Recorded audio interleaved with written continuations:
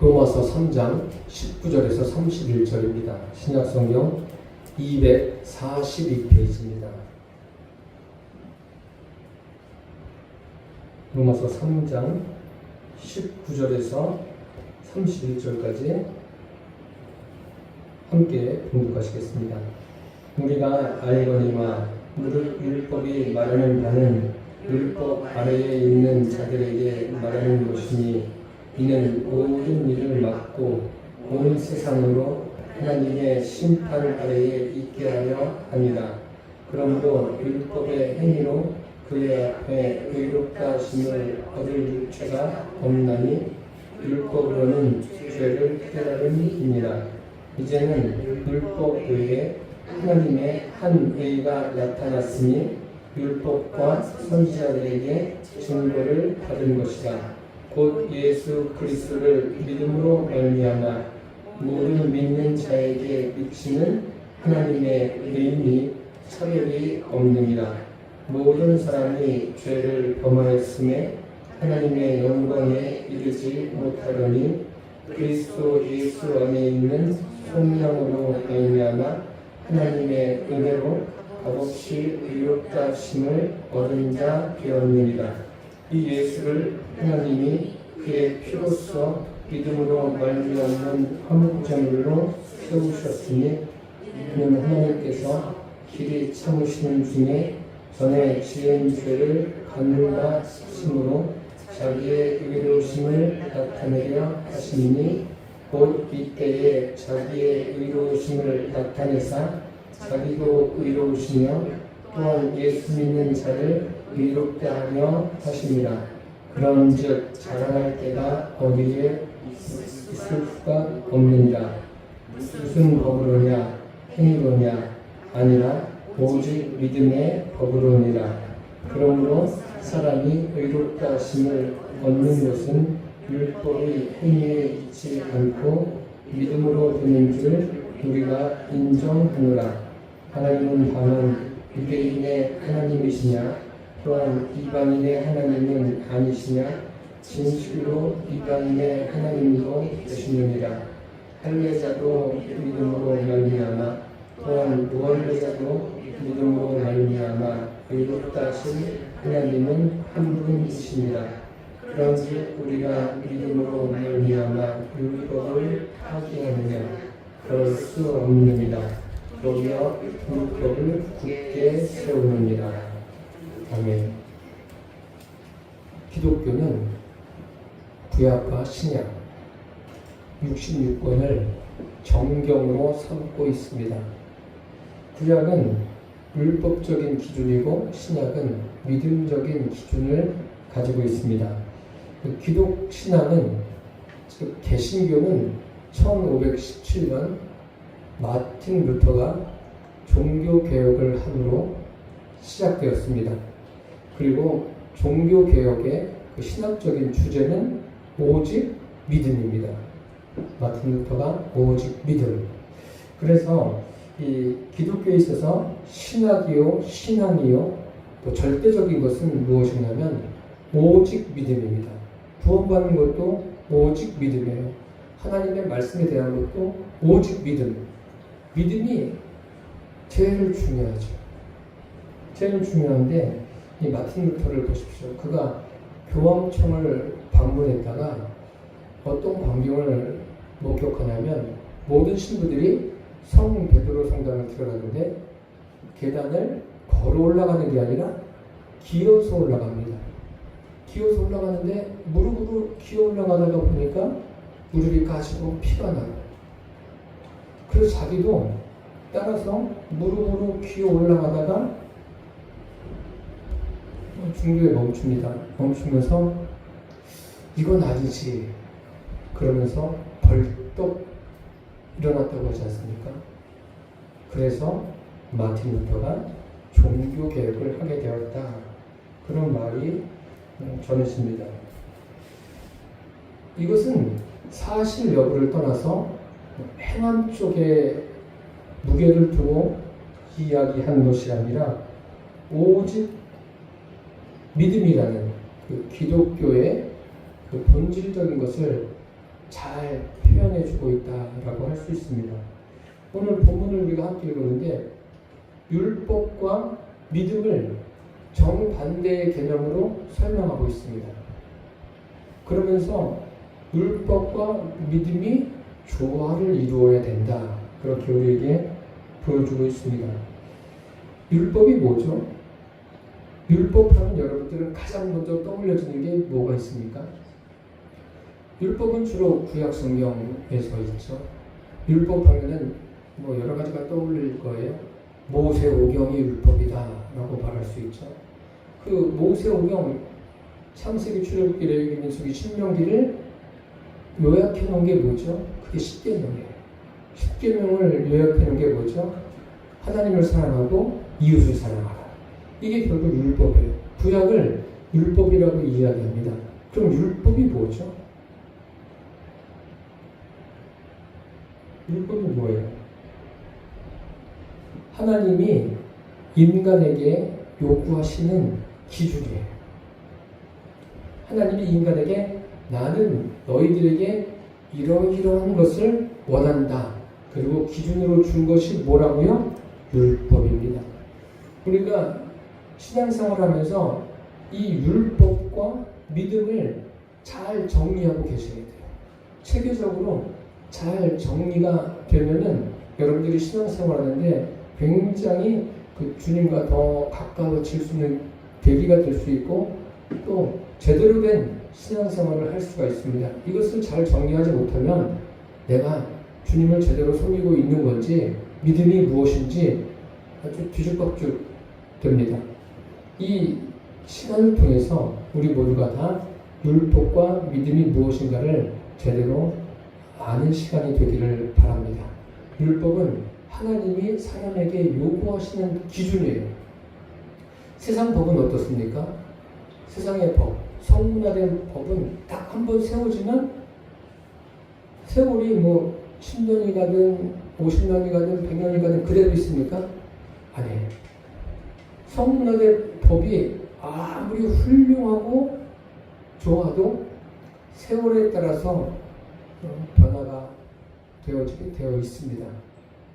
변하는 거예요. 사람이 세운 법은 변합니다. 상황에 따라서 변하는 게 사람이 세운 법입니다. 그럼 율법은 어떻습니까? 율법도 상황에 따라서 변합니까? 그렇지 않습니다. 율법은 변하지 않아요. 율법은 하나님이 사람에게 요구하시는 기준이라고 했어요. 수준이 매우 높습니다. 고차원이에요. 그리고 절대적인 거예요. 하나님이 요구하시는, 인간에게 요구하시는 그 기준이야말로 진리예요. 인간이 만든 법과는 차이가 있습니다. 그래서 어떤 분이 그런 조사를 했다고 합니다. 뭐 제가 직접 본 건 아니고 목사님들도 설교할 때 이런 부분들을 많이 인용하는데, 그러면 하나님이 원하시는 의에 도달하려면 얼마만큼 율법을 지켜야 될까 조사를 했다고 합니다. 조사를 했는데 율법이 지켜야 될 게 몇 가지라고 결론을 내냐면 36,500가지. 36,500가지 다 지킬 수 있어요? 36가지가 아니라 3가지도 지키기 힘들 거예요. 지금. 왜요? 3가지를 매일같이 지켜야 되는데 지킬 수 있습니까? 어렵죠. 그래서 설교하기가 어려운 거예요. 왜 어렵냐면 목사님들이 3대지 설교를 하면 첫째, 둘째, 셋째, 그리고 어떤 날은 이거는 지켜야 됩니다 하는데 그게 쉽게 지켜집니까? 그래서 오늘 이 말씀이 중요한 거예요. 사람의 문제가 뭐죠? 사람들은 그런 거예요.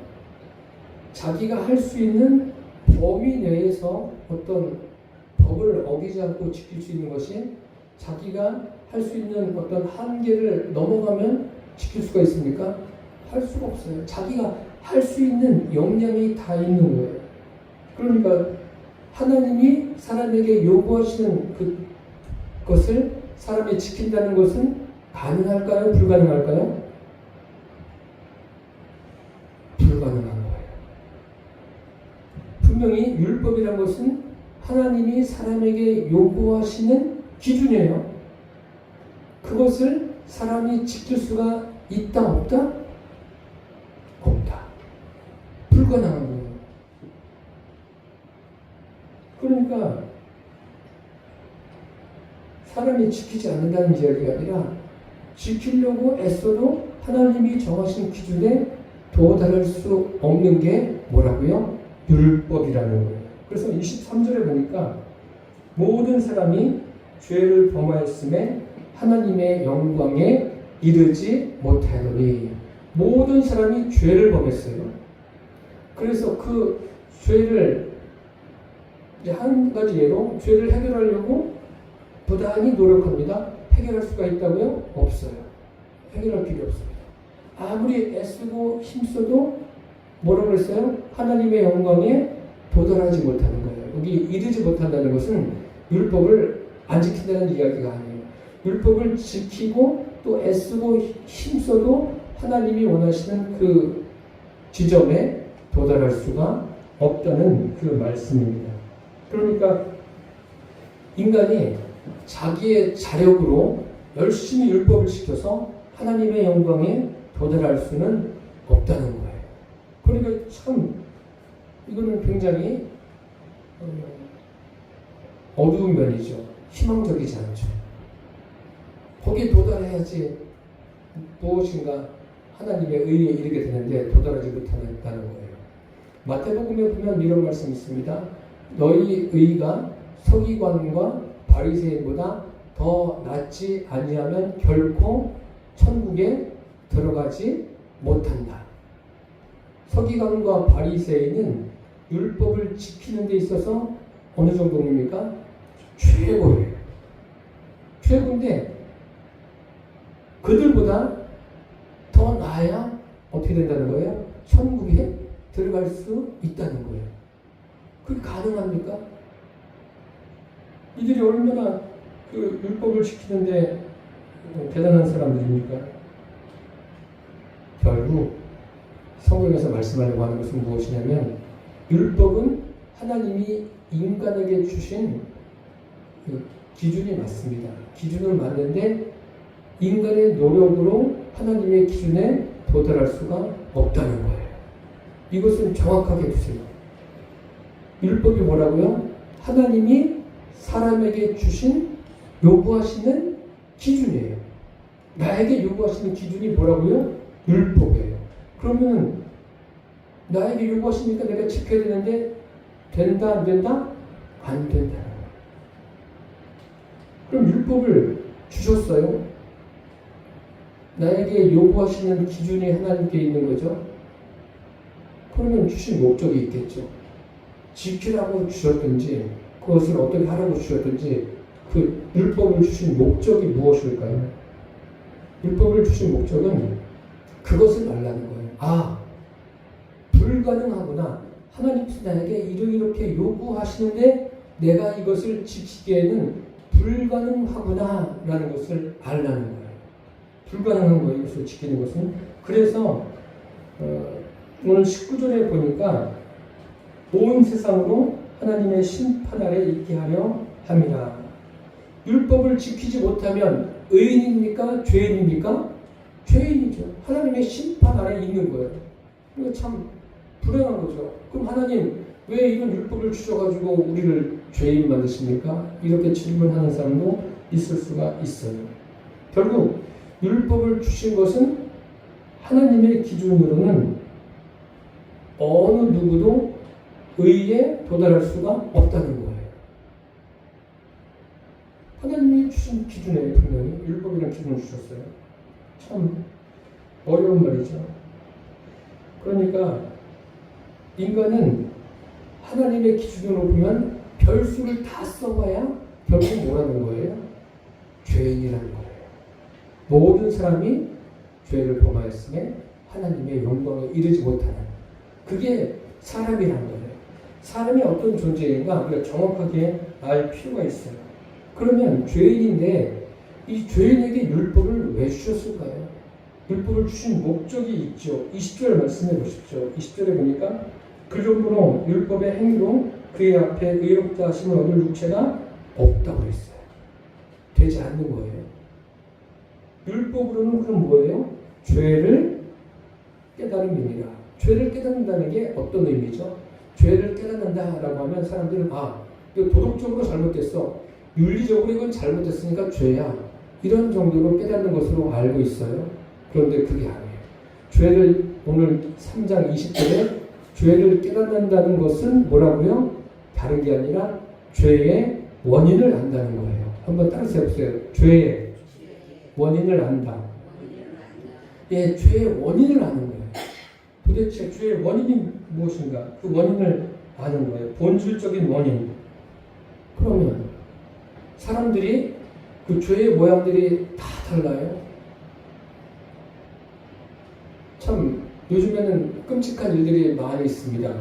총을 만들어가지고 아들을 살해야 하는. 참 이것을 어떻게 설명할 수 있을지. 그것도 죄 아닙니까? 이런 원인이 뭐예요? 그들 사이에 어떤 관계를 이루어가는데 생긴 문제가 있겠죠. 우리는 거기까지밖에 보지 못해요. 그것뿐만 아니라 모든 죄에는 원인이 있는데 그 원인이 뭐냐면 하나님을 떠난 것이 죄의 원인이에요. 그래서 아담 한 사람으로 말미암아 죄가 세상에 들어오고 죄로 말미암아 사망이 왔다고 그랬어요. 아담 한 사람으로 말미암아 죄가 왔는데 아담에게 그 죄의 원인이 무엇입니까? 죄의 원인은 다른 것이 아니라 뭐예요? 하나님을 떠난 게 죄의 원인입니다. 이것을 분명하게 해주십시오. 이것을 잘 여러분이 정리하셔야 돼요. 율법이 뭐라고요? 하나님이 사람에게 요구하시는 기준이에요. 사람에게 요구하시는 기준이고 그 율법으로는 뭐라고요? 죄를 깨닫는다고 했어요. 죄를 깨닫는 게 뭐예요? 이런 죄는 나쁜 죄구나. 이건 또 이런 나쁜 죄구나. 도덕적으로 윤리적으로 접근해서 아는 게 아니라 깨닫는 게 아니라 그 죄가 생기는 원인을 아는 거예요. 그 원인이 뭐라고요?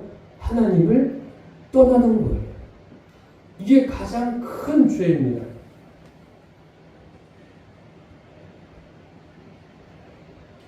그러니까 사람이 하나님이 정하신 기준에 도달하지 못하는 것, 아무리 힘쓰고 애써도 도달하지 못합니다. 그렇죠? 그럼 이게 무슨 뜻이에요? 하나님은 분명히 기준을 주셨고 사람은 도달하지 못하고 그럼 끝나는 겁니까? 그렇지 않죠. 여기에서 무엇을 알 수 있냐면 그러면 이 부분도 하나님이 하시지 않으면 안 된다는 거예요. 사람으로서는 이제 가능성이 없어요. 불가능한 거예요. 그러니까 누가 하셔야 돼요? 하나님이 하셔야 돼요. 사람이 여러 가지를 해봐야 다 소용없어요. 그러니까 하나님이 하셔야 돼요. 하나님이 하시는 게 뭐예요? 하나님이 함께 하셔야 된다는 거예요. 하나님이 함께 하시는 것, 그게 뭐예요? 그게 우리가 가지고 있는 믿음입니다. 무슨 말씀인지 이해가 되십니까? 제가 지금까지 말씀드린 게 정리가 되세요? 이거를 잘 정리하셔야 돼요. 율법은 그냥 지금 시대에는 은혜 시대고 믿음으로 구원받으니까 율법은 필요 없습니다. 그게 아니에요. 율법의 역할을, 기능을 제대로 알고 계셔야 돼요. 그래서 우리로 하여금 나는 불가능하구나. 내가 아무리 힘쓰고 있어도 되지 않는구나. 그러면서 안 되는 이유가 뭐예요? 죄의 원인을, 내가 죄인이니까 죄의 원인은 뭐예요? 하나님을 떠나 있는 게 죄의 원인이고 그것을 해결하는 길은 뭐예요? 다른 게 아니죠. 하나님이 오시면 되는 거예요. 해결하는 길은. 방법은 그거 하나입니다. 그게 뭐예요? 예수님을 내 안에 주인으로 영접하는 거예요. 성령님을 내 안에 모시는 것. 그게 해결책이에요. 그게 바로 믿음입니다. 그게 구원이에요. 하나님을 내 심령에 모셔드리는 것. 그게 믿음입니다. 이 부분을 잘 정리하셔야 돼요. 영접하는 자, 곧 그 이름을 믿는 자들에게는 하나님의 자녀가 되는 권세를 주셨다라고 했습니다. 그래서 24절 말씀 보세요. 24절을 보니까 그 23절에 분명히 하나님의 영광에 이르지 못했다고 했어요. 24절에는 그리스도 예수 안에 있는 성령으로 말미암아 하나님의 은혜로 값없이 의롭다 하심을 얻은 자 되었느니라. 이것은 예수 그리스도 안에 계신 보혜사 성령, 그분으로 인한 속량, 구속이라는 거예요. 즉 그분이 구원자라는 거예요. 성령님이 우리 안에 들어오셔야 돼요. 들어오시는 것이 믿음이고 구원이고 영생이고 천국입니다. 그래서 25절에 보시면 이 예수를 하나님이 그의 피로써 믿음으로 말미암는 화목제물로 세우셨으니, 여기 25절에는 원문에 예수라는 말은 없습니다. 예수 그리스도를 믿기 때문에 그 피가 효력이 있는 거예요. 그 피 자체의 효력이 있는 게 아닙니다. 그래서 어릴 때 우리가 예수 그리스도의 보혈의 공로를 믿죠. 믿는데 그 공로를 믿는 것으로 끝나는 게 아니에요. 예수 그리스도의 그 보혈의 공로는 우리의 죄를 사합니다. 사하는데 그것이 끝이 아니에요. 뭐가 중요한 거예요? 목적이 뭐예요? 예수님께서 피 흘리신, 십자가에서 피 흘리신 목적이 무엇입니까? 하나님과 인생을 화목하게 하시는 것이 목적이에요. 거기에 도달을 해야 돼요. 그냥 죄 사함 받고 끝나면 안 돼요. 주님과 내가, 하나님과 내가 무엇을 이루어야 됩니까?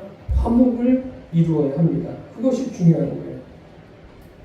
그 피 흘리심의 목적은 죄 사함이 목적이 아니라 죄 사함도 포함되지만 하나님과 화목하게 하는 게 목적이라는 것을 오늘 본문에 분명히 밝히고 있습니다. 이것을 잊으시면 안 돼요.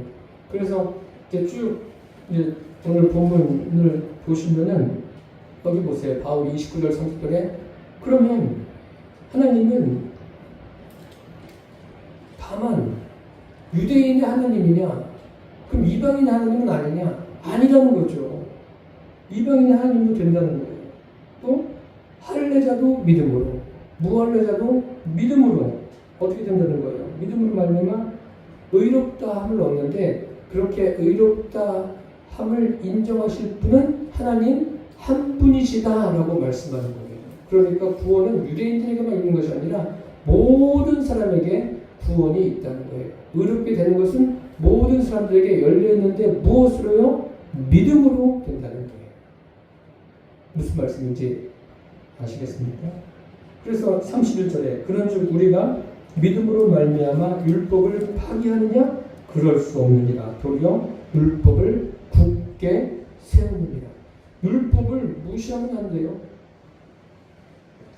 율법을 등한시하거나 오직 믿음만, 우리 믿음으로 구원받으니까 믿음이면 충분해, 그렇게 말씀하신 것은 굉장히 참 무지한 거예요. 제대로 신앙생활하는 게 아닙니다. 믿음을 통해서 어떻게 하는 거예요? 율법이 무엇인지를 알고 율법을 더 세워가는 거예요. 내가 율법이나 선지자나 폐하러 온 줄로 생각하지 말라. 폐하러 온 것이 아니요 완전케 하려 함이니라. 예수님께서 이것을 다 싹 폐하기 위해서 오신 게 아니에요. 완전하게 이게 무엇을 의미하는지 세우기 위해서 오셨어요. 그래서 이 믿음의 법칙을 우리가 제대로 알아야 돼요. 율법을 통해서 내가 할 수 없다. 나는 할 수 없는 존재다. 그게 뭐예요? 할 수 없다는 것은 뭐예요? 무능이 아니라 불가능이죠. 불가능해요. 아무리 지키고 지켜도 안 되는 거예요. 그러면은 지키고 지켜서 안 되면 어떻게 하게 되죠? 포기하게 되죠. 그 포기하는 게 뭐예요? 제가 자주 말씀드리는 자기 부인이에요. 아무든지 나를 따라오려고는 자기를 부인하고 자기 십자가를 지고 나를 따르라고 예수님이 말씀하시지 않습니까? 이렇게 율법을 열심히 지키다가 포기한 사람이 있죠. 다메섹 도상에서 예수님을 만난 사도 바울, 바리새인 중에 바리새인입니다. 율법을 얼마나 열심히 지켰겠어요. 그런데 주님을 만나면서 자기가 지켰던 율법이 무엇인가를 깨닫는 거예요. 니고데모도 얼마나 열심히 율법을 지킨 바리새인입니까? 그런데 그가 결국은 누구를 찾아옵니까? 예수님을 찾아옵니다. 왜 찾아왔겠어요? 질문할 게 있어서 왔겠지만 이 율법이란 게 지키고 지켜도 도달하지 못하는 거예요. 하나님이 사람에게 요구하시는 그 기준이 있는데 거기에 도달하지 못하는 거예요. 그러니까 포기하게 되죠. 오히려 율법을 지켜보지 않은 사람들은 포기하지 않아요. 될 때까지 막 해보려고 하죠. 이런 자기 포기가 있어야 돼요. 자기 포기가 있어야 되고 인생이 어떤 존재일까? 인생이 죄를 짓는 것은 율법에도 도달하지 못하는 것은 하나님을 떠나 있기 때문이다. 그러면 하나님이 원하시는 기준에 도달하려면 어떻게 해야 돼요? 하나님을 마음속에 모셔드려야 된다. 그게 믿음이에요. 그래서 우리가 성령님을 우리 안에 주인으로 모셔드리지 않습니까? 그게 믿음이에요. 믿음. 그게 의롭게 되는 거예요. 그리고 성령님이 내 안에 계신 것을 달리 표현하면 임마누엘이라고 하죠. 하나님이 나와 함께 계신다. 이제 그렇게 되면 어떤 일이 생기는 겁니까? 성령님이 내 안에 들어오시면 하나 둘 그런 율법들이 지켜지는 거예요.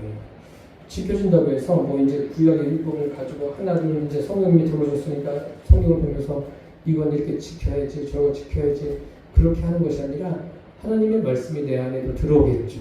성령님을 영접하면서 들어오시면서 말씀이 하나둘 지켜지고 또 우리가 그 말씀의 기준이 내 삶의 기준이 돼서 삶을 살아내는 거예요. 그러니까 그런 기준에 서서 봉사도 하고 헌신도 하고 다양하게 주님을 섬길 수가 있는 겁니다. 그래서 예수님께서 마태복음 5장에 보면 너희는 세상의 소금이다. 너희 세상의 빛이다. 그렇게 말씀하시지 않습니까? 사람이 등불을 켜서 말 아래 두지 아니하고 등경 위에 두나니 집안 모든 사람에게 비추느니라. 하나님의 말씀이 성령님이 내 안에 임하시면 어떻게 되는 거예요? 어둠이 물러가게 되고 또 내가 이 세상을 어떻게 살아가야 되는지 하나님이 내 안에 계셔서 분별하게 하십니다. 그리고 그것을 분별하고 행하게 하십니다. 그게 믿음이에요. 그게 신앙생활입니다. 내가 어떤 의지를 가지고 해야 되겠다? 그건 아직 모르는 거예요. 의지로 하는 게 아닙니다. 물론 우리가 의지가 동원되고 인간의 감정과 지성이 다 동원돼서 어떤 일을 행해 나갑니다. 행해 나가는데 그 모든 것이 어떻게 되어야 돼요? 내 안에 계신 임마누엘로 계신 주님의 다스리심을 받아야 됩니다. 그게 바로 그리스도인의 삶입니다. 그러니까 내 안에 계신 주님을 깊이 묵상해 보십시오. 그러면 그분으로 인해서 여러분 직장이면 직장, 또 사업장이면 사업장, 가정이면 가정, 또 누구를 만난다든지 할 때 주님이 내 안에서 그 모든 과정 속에서 역사하십니다. 그게 바로 그리스도인의 생활입니다. 그게 믿음이에요. 그 주님이 내 안에 임마누엘로 계심에도 불구하고 내가 내 의지를 가지고 열심히 하겠다? 그럼 그 사람은 좀 아직 모르는 거예요. 우리는 신앙생활을 나를 완전히 포기하는 거예요. 나를 포기하고 내 안에 영접한 주님으로 인해서 삶이 사라지는 거예요. 바울이 지금 그것을 이야기하는 거예요. 그러니까 유대인들에게도 이 말씀은 충격이죠. 그리고 이방인들에게도는 뭐예요? 신선한 충격이죠. 유대인들만 아주 하나님이 택하신 줄 알았는데 하나님은 모든 인생을 부르시는 거예요. 그러니까 바울도 이게 바울이 자기 이야기를 합니다. 율법을 지키기 위해서 얼마나 열심히 했어요. 그러니까 이제 그 로마서 7장에 가면 뭐라고 말합니까? 오라 나는 공부하는 사람이다. 이 사망의 몸에서 누가 나를 건져내랴. 바울도 그런 고민을 한다니까요. 그러면서 얻어낸 결론이 무엇입니까? 8장에 가면은 생명의 성령의 법이 죄와 사망의 법에서 너를 해방하였음이라. 진정한 자유자가 된 거예요. 누가요? 사도 바울이. 그러니까 사도 바울이 나는 자유자다. 나는 이런 사람이다. 그것으로 끝입니까? 아니에요. 우리에게도 그것을 이야기하고 있는 거예요. 바울만 자유자가 아니라 저도 여러분도 진리 안에서 자유자로 살아가는 거예요. 자유를 마음껏 누리고 살아가라는 거예요. 그래서 주님이 우리에게 율법을 주셨어요. 그리고 믿음으로 그 율법을 세워가고 계십니다. 이런 관계를 제대로 아시고 저와 여러분이 살아가는 이 삶이 율법을 제대로 세우고 나의 믿음을 견고하게 만들어가는 그러한 삶이 되시기를 바랍니다. 그것이 바로 그리스도인의 삶입니다. 기도하겠습니다. 살아계신 주님, 우리의 삶에서 율법과 믿음이 하나 된 삶을 살아갈 수 있는 은혜를 주셔서 감사합니다. 율법을 통해서 우리 자신이 어떤 존재인가를 깨닫게 하시고 죄가 무엇인가 또 죄의 원인이 무엇인가를 알게 해주셨습니다. 그리고 그 원인을 해결하는 길도 알려주셨습니다. 그 해결의 길은 임마누엘입니다. 이미 우리에게 임마누엘이 이루어졌습니다. 주님, 이제 이것을 제대로 알고 내 안에 계신 성령님으로 인해서 각자에게 주어진 삶이 사라지게 하여 주옵소서. 예수님의 이름으로 기도드립니다. 아멘.